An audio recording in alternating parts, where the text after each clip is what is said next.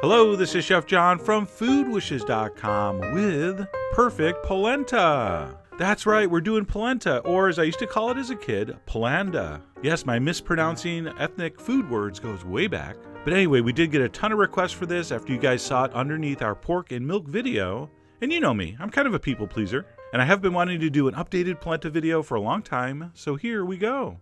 Okay, so step one here, we're going to measure out some polenta, and this is polenta. It's nothing more than a coarsely ground cornmeal.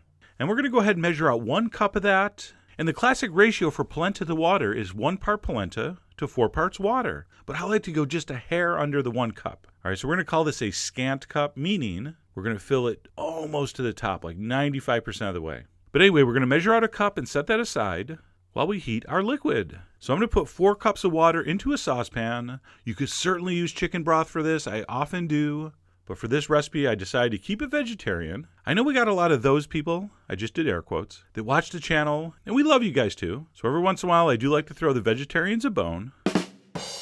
We're also going to add a teaspoon of fine salt, and then we're going to place that on high heat until it just starts to come to a boil, and it's going to start bubbling like that. And then we're going to do the most critical and most important step in this whole process, the whisking in of the polenta. So take a whisk in one hand, and you're going to whisk constantly as you pour the polenta in slowly in a steady stream. All right, not too fast, but just do it like you see here in a nice steady stream, whisking, stirring the entire time. And if you do that, you will not have lumps. And once it's all stirred in and you are absolutely confident there are no lumps forming, go ahead and turn your heat down to low. And we're just going to continue to stir that with the whisk until it just starts to thicken. And again, you've lowered the heat. You just want to maintain a steady, very gentle simmer. You don't want your heat too high. You're going to lose too much water. But also, it could splash up and burn your hand. I still remember as a kid this happening to my grandfather once in a while. And whenever that would happen, he would say something that sounded like, "Hey, fun girl. Hey, fun girl." Which I have no idea what that meant in Italian. Probably something like ouch. But anyway, keep stirring on low heat until it thickens up to about this point. And at that point, we're going to stop stirring. And we're going to cover it. And we're going to set our timer for 30 minutes. And we're going to let that cook. And every 5 or 6 minutes, we're going to uncover it and give it a stir. So one of the big myths about cooking polenta, and one of the reasons people love to order it out but never make it at home, is that people think they have to stand there and stir for 30 minutes nonstop. You don't. Just simply take off the lid, give it a stir, put the lid back on, let it cook another 5, 6, 7 minutes, take the lid off, give it another stir. And you'll see it'll cook beautifully and you will not have any lumps. And once it starts getting nice and thick, I like to switch to a wooden spoon, the official polenta stirring device. All right, you can stir with anything, but a wooden spoon just looks right. And we're just going to keep doing that. And after about 30 minutes, your polenta could be cooked, but you won't know until you try it, okay? So you're going to taste it, and if it still seems a little gritty, if it's not nice and soft and tender, let it keep cooking. You are the Jason Bourne of your ground corn. So you got to figure that out. Our different brands of polenta are going to have different size grinds. Some are going to be a little finer, a little coarser. So you will have to adjust. All right, as long as you're on low heat and you keep it covered and you stir once in a while, there's really not much that can go wrong. And then for the sake of argument, let's say you did figure out yours is perfectly cooked, as mine was right at this stage. To finish this, you're going to turn off the heat.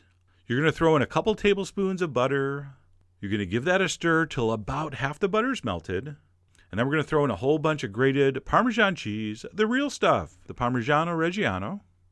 And you can see in this close-up just that gorgeous, gorgeous, creamy, soft texture. I mean, look at that. That looks amazing. So comforting. And once that cheese and butter stirred in, the last official step, cover it, put it on the back of the stove, and just let it sit for 5 minutes. And to this day, scientists are still not exactly sure what happens in that pot during those 5 minutes, mostly because no one's cared enough to study it. But something happens and it gets better. And then 5 minutes later, we're going to go back, uncover it, and give it one last final stir.